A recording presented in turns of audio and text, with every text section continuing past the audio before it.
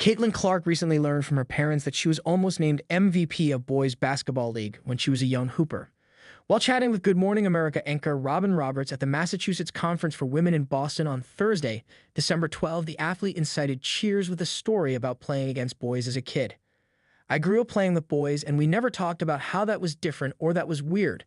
That was just normal," Clark, 22, recalled to Roberts, 64, during their onstage conversation. "You're better than a lot of girls, so we're going to toss you in with the boys. They struggled to find some girls' leagues where I grew up."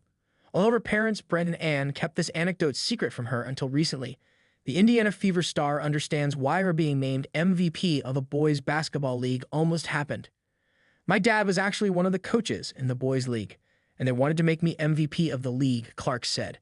"And these parents were like, we can't let a girl be the MVP of the boys' basketball league." "I was just better than all of them," Clark quipped, attracting loud cheers. Clark, who was named Time's 2024 Athlete of the Year, credited her confidence at a young age to her parents' open-mindedness. "There were moments where I struggled with my confidence, but overall, I was a very confident young girl," she said. "I think it speaks to how I was raised. My parents never told me you can't do this or you can't do that." The WNBA star said she now hopes young girls realize the importance of being confident throughout their athletic or non-athletic pursuits. "When I have failed, I've been confident in myself," Clark continued. "For the younger girls that are growing up and wanting to be something, just be confident in yourself. And I know that's something people struggle with, but I think confidence is really important."